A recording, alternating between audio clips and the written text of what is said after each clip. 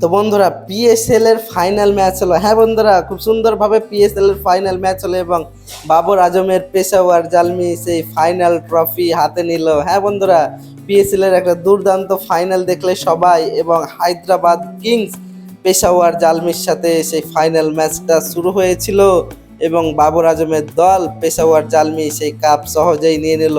Hyderabad Kings মাত্র 129 রানের target দিয়েছিল। হ্যাঁ বন্ধুরা, রানটা খুবই কম, একটা ফ্র্যাঞ্চাইজি টুর্নামেন্টের কাছে 129 রানটা কিছুই না। তো 129 রানের টার্গেট দিয়েছিল বাবর আজমের টিম পেশাওয়ার জালমিকে।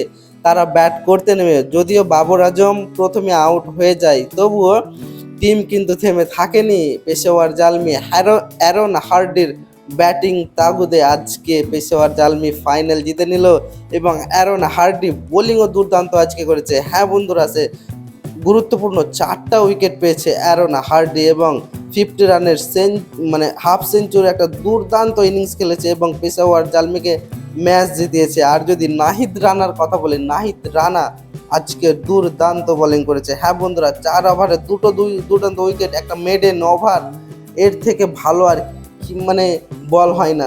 সেই নাহিদ রানার উপর ভর করে এবং বিশেষ করে অ্যারন হার্ডির এই দুর্দান্ত পারফরমেন্স পেশাওয়ার জালমিকে আজকে ম্যাচ জিতিয়ে দিল। যদি বাবর আজমের কথা বলি, আজকে বাবর আজম প্রথম বলেই একদম গোল্ডেন ডাক, প্রথম বলে আউট হয়ে যায়, তবুও তার টিম থেমে থাকেনি, তার টিম ম্যাচ জিতিয়েই দিয়েছে এবং সে দুর্দান্ত পারফর্ম করেছে। এই বছর বাবর আজমের দুটো দুর্দান্ত সেঞ্চুরি আছে। হ্যাঁ বন্ধুরা, 100 রানের সেঞ্চুরি আছে, দুর্দান্ত বাবর আজম এই বছর দুটো সেঞ্চুরি করেছে এবং তার টিম অবশেষে ফাইনাল কাপ জিতেছে এবং 2026 সালে পিএসএল এর কাপ বাবর আজমের নামে।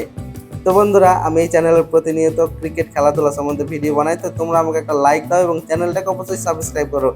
চ্যানেল সাবস্ক্রাইব করে কেউ যেও না প্লিজ, না করে কেউ যেও না, কারণ তোমাদের একটা সাপোর্ট দরকার। তোমাদের সাপোর্ট না হলে আমি চ্যানেলটাকে গ্রো করতে পারবো না। তো এই চ্যানেলটাকে একটা সাবস্ক্রাইব অবশ্যই করে দাও প্লিজ, একটা সাবস্ক্রাইব করে যাও। দেখা হচ্ছে পরের ভিডিওতে।